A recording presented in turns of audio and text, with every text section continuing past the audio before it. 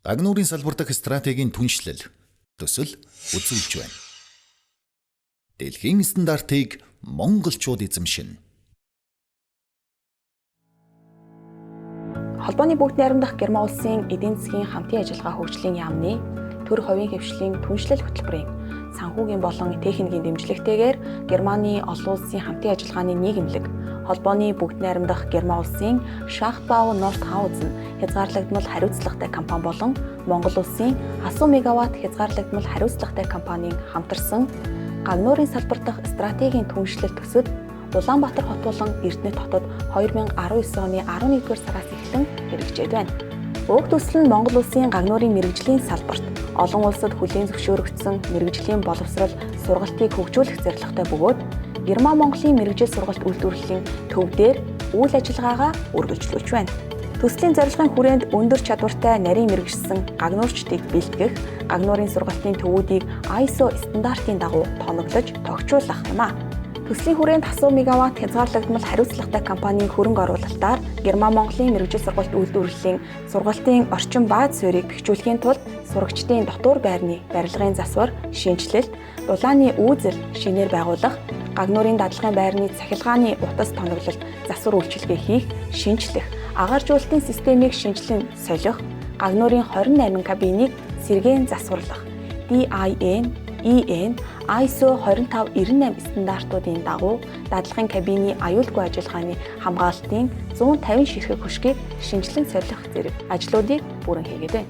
Ингэснээр хүүхдүүдийн сурах таатай орчинг улам сайжруулж, хөдөлмөр аюулгүй байдал, эрүүл ахуйн нөхцөлийг бүрэн хангаж байгаа юм а.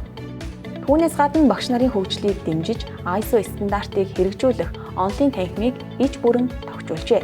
За манай сургууль 2020-2021 оны хичээлийн жилд шинэ тоног төхөөрөмжөд тоногдсон.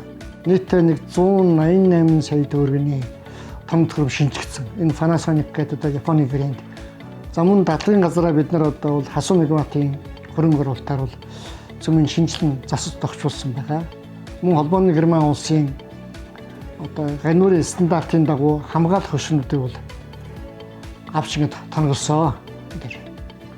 Үүний үр дүнд бол одоо манай одоо үндсэн нэг жилийн ангийн сургалт болон үйлдвэр аж ахуйн газруудаа захиалгааруудын сургаж байгаа Гагнуурчин залуучуудын ур чадварт зөвлөлийн тоног төхөөрөмж танилцах энэ бол нэлээд бас олд амжилт болж ирэх гэж ойлгож байгаа.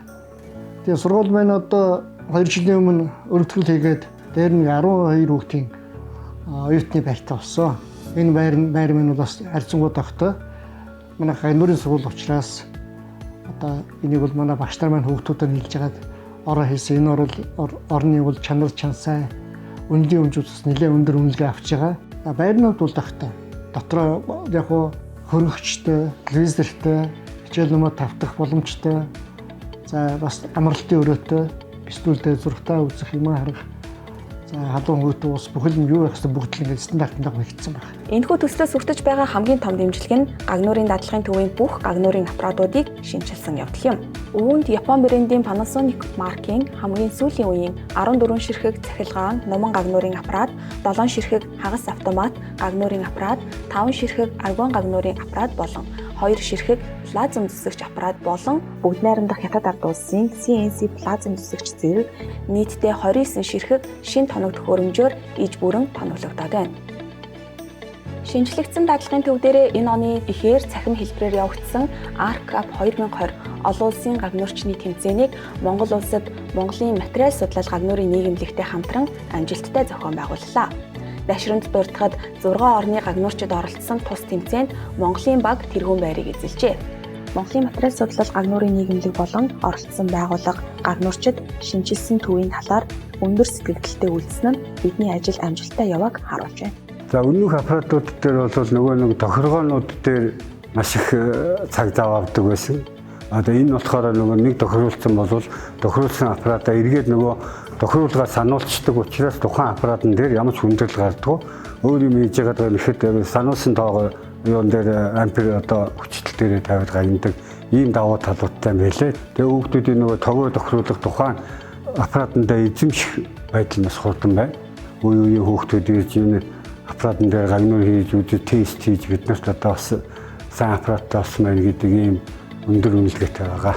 Дээр дурдсан үйл ажиллагаануудын үр дүнд сургуулийн сургалтын хөтөлбөрт цоо шин дэвшлийг авчирч, сургалтын чанар дэвшилж, улмаар суралцагсны ур чадвар сайжирч, хөдөлмөрийн зах зээлд хүлээн зөвшөөрөгдсөн гагнуурчид төрөн гарна гэдэгт бүрэн итгэлтэй байна.